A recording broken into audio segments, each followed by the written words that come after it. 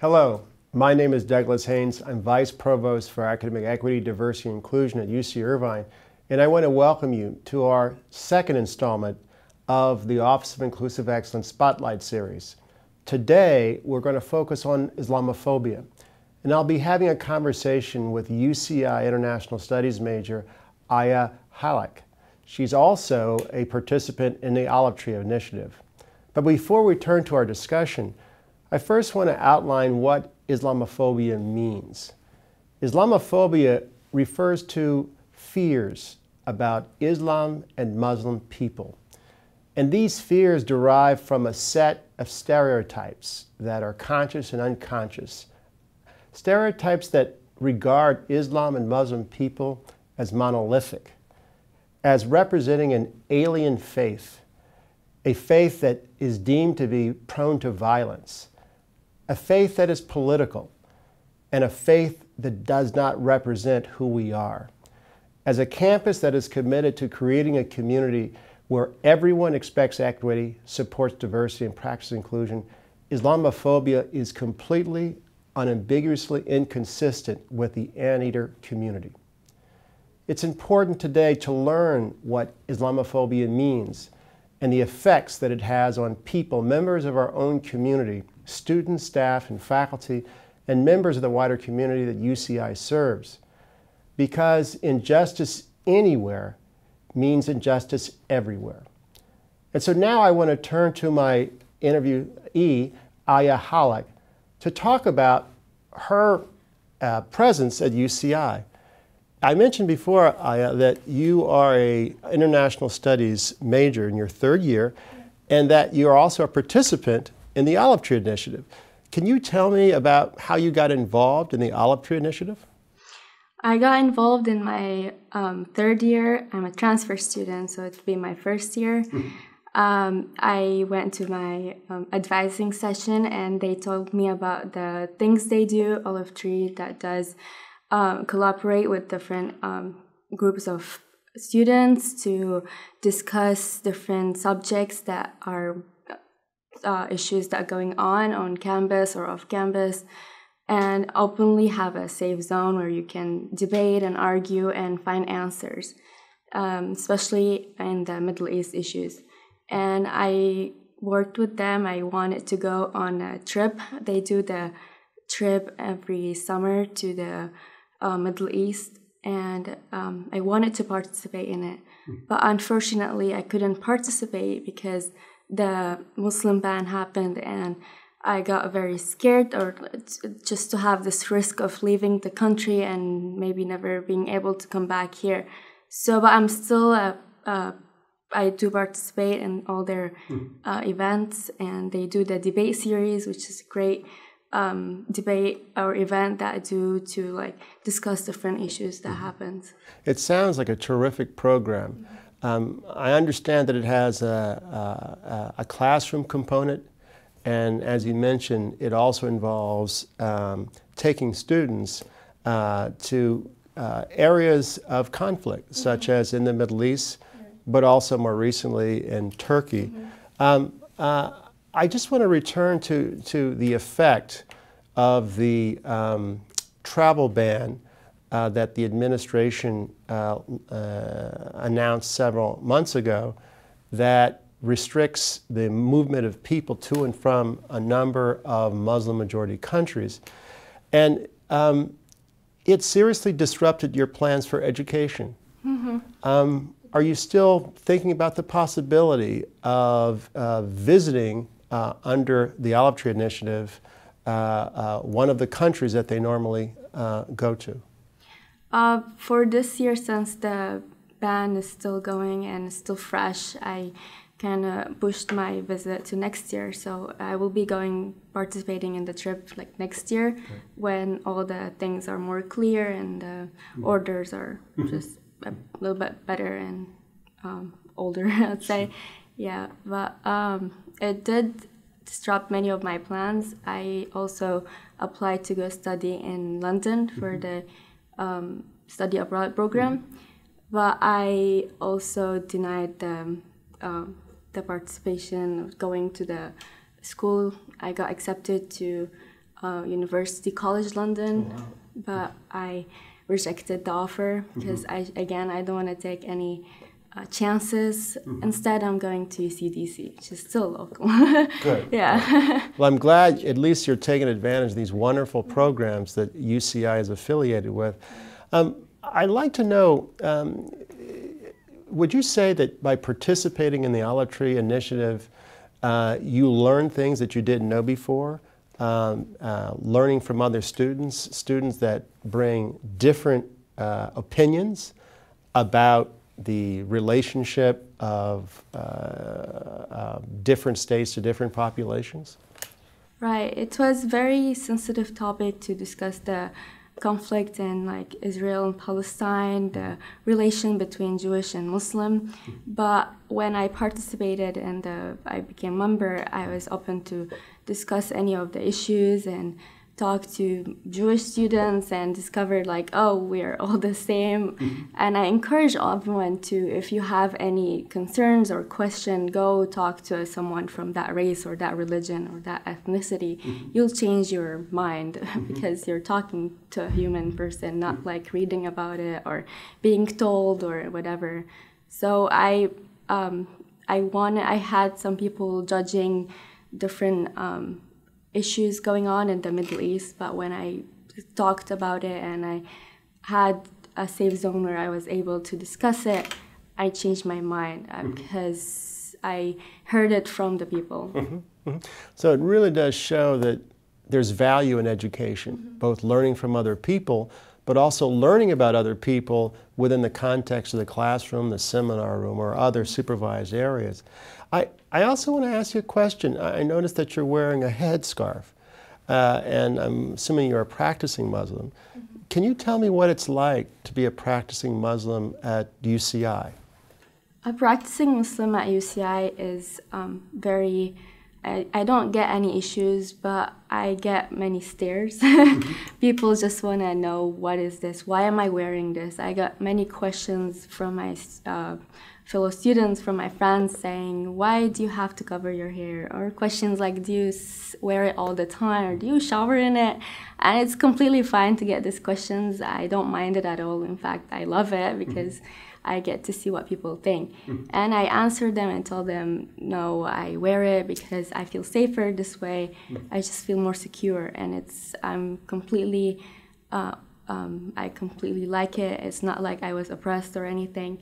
And they understand that. They respect it very much when I tell them that this is who I am and this is what I do. And I didn't get any issues out of it. But I do get a lot of stares sometimes, just looking. But it's something unusual to cover. So I think it's normal to do so. But it's not normal to say hurtful stuff or hating comments. If you have anything you want to ask or talk about, come and talk to me in my face. Don't just ask me. I don't mind questions, but don't say hurtful comments to me. I noticed that on campus there are a number of resources that are available to Muslim students. I notice space to worship, engagement in various programs like the Olive Tree Initiative, and I'm sure there's more that the campus can do. But are there other incidences that have occurred that really strike you as being very biased? Have you experienced bias? Have you experienced someone engaging in Islamophobia? I have experienced that before, and I just wanted to say, like, I'm as human as you are. If it hurts you, it's gonna hurt me. I got someone telling me to go blow up myself somewhere away from here, from the United States, maybe back in my country. And it ruined my entire day. I couldn't go to any of my classes. I couldn't just stand up and say anything to him because I was in shock. There are around more than 1 billion Muslim around the world. You can't just judge every Muslim based off what small person or what the media say creates these stereotypes. So I just left. I went home and I was crying the entire day, honestly. And still, till this day, I can't believe what he said to me.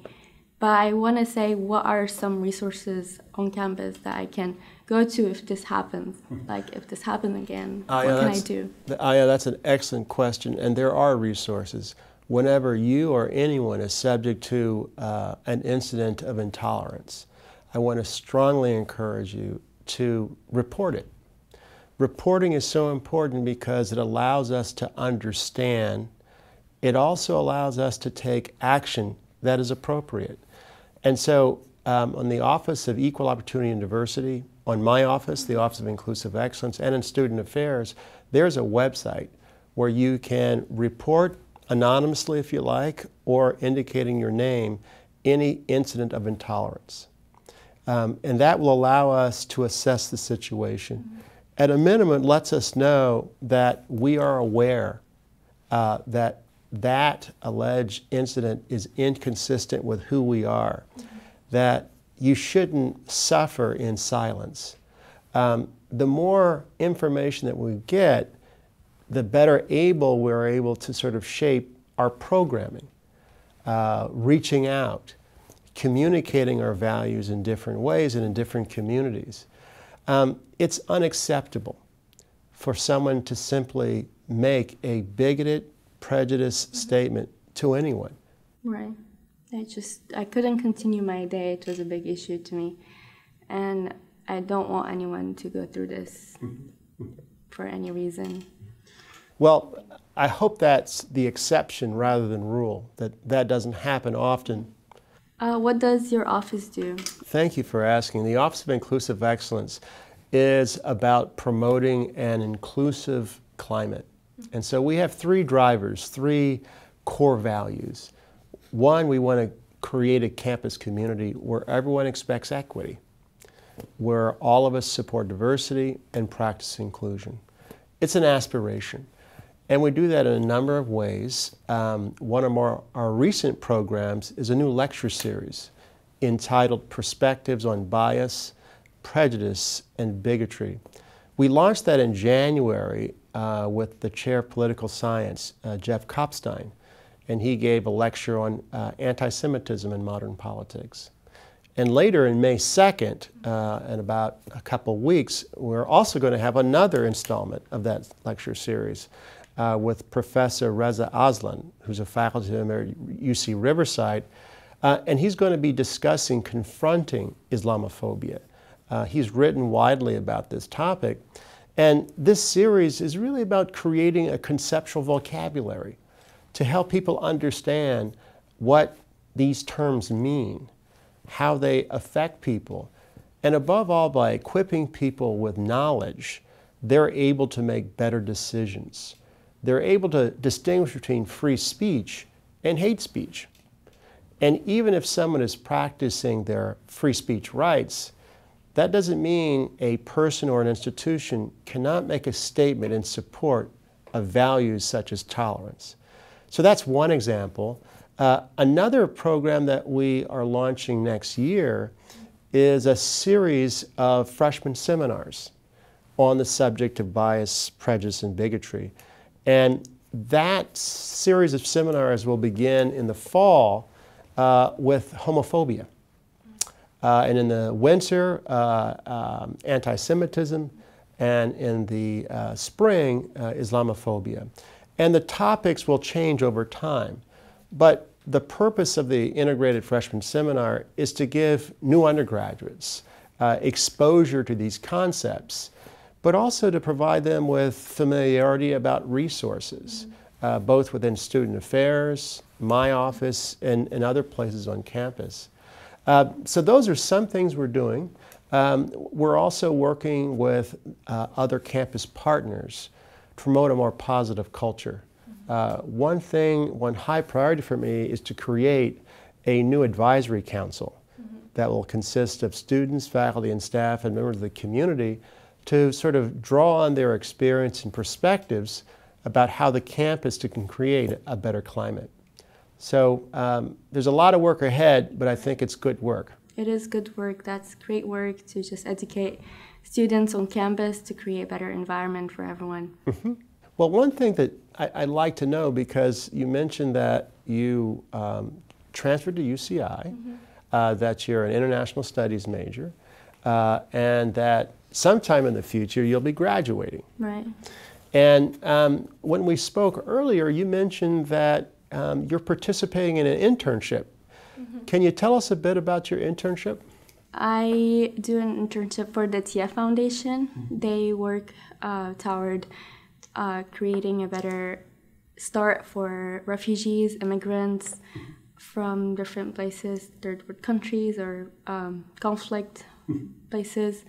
And we do that to just promote better understanding of what is going on too. And it's a great organization. And if you ever wanted to know more about immigration or refugees process and who are these refugees, I encourage to go and talk to the TIA Foundation about it. I have a question. Among UCI students, are there refugees? There are. There are refugees, and I personally was an asylum seeker when I came here from Syria. I moved here 6 years ago for better life, safety, and better education. I received all that, except for acceptance. I just want students and people here to accept that I am a hijabi person who wears a headscarf, the things I believe in, and not try to change me. I don't blame them for doing whatever they're trying to change or Islamophobia, but I blame the media for it, for creating a misconception of what Islam is about, what is a Muslim person is, and creating all these stereotypes. But I blame people to not take this extra step to go and research and ask a Muslim person about their religion and what it is about, to just believe everything been said on TV or read on the news. Does the foundation have an educational component in which they interact with people to learn more about the needs of refugees and immigrants? They work with UCI. They have a club here. They work with Fresh Start, where they have refugee kids come on campus and get tutored. So students tutor the refugee kids. Excellent. So Excellent. Yeah, and it's a great program. And they do also, there's the Hearts of Mercy Club. They have Refugee Awareness Week coming up soon. It's also a great opportunity to learn more about the topic and what is the refugee crisis all about. And there's also the Muslim Student Union on campus. They hang out at the Cross Culture Center. If you ever wanted to know more about Muslims and what they do and how they're normal like any other students, they study and they struggle to get A's maybe. You can go there and hang out with them and get coffee. They're close to the Cross Culture Center. There is a prayer area as well, so we pray 5 times a day. If you wanted to come and see what is this prayer, how does it happen, and whatever you have concerns, you can come and watch. We're more than welcome to ask any questions or learn more about it. Wow. Well, it sounds to me that you are an anteater. I am. You are an anteater in so many different ways, because one, you are a high-performing undergraduate. Number 2, you're dedicated. I try to take advantage of every opportunity the campus give us, and I just want to have this college life experience before I graduate, because I'm going to miss it for sure. And you're an anteater in another way, in that you're looking ahead. And we want our anteaters not only to grow and learn here, but to use that experience to shape the world. And I think already you've had that impact, Aya. Oh, thank you so much. Before we end, I want to ask a last question. How can the administration work with the Student Muslim Union on campus to promote or educate students on Islamophobia and how to fight it? Thank you so much for that question, Aya. My office door is always open to all student groups, faculty groups, and staff groups. And one thing that connects us as members of the UCI community is our commitment to equity, diversity, and inclusion. And in that spirit, I'm more than willing to work with any and all student groups, including the Muslim Student Union. First, it begins with a conversation for me to learn and listen. And I hope by me learning and listening, they are prepared to listen to me too. Because together, by working in partnership, we can improve the climate for Muslim students, but also all students. So my door is open, and I look forward to hearing from you. Thank you so much. I want to thank you for joining us in our conversation, and I also want to acknowledge our viewers. Please continue the conversation by joining us on social media, Inclusion UCI. Thank you.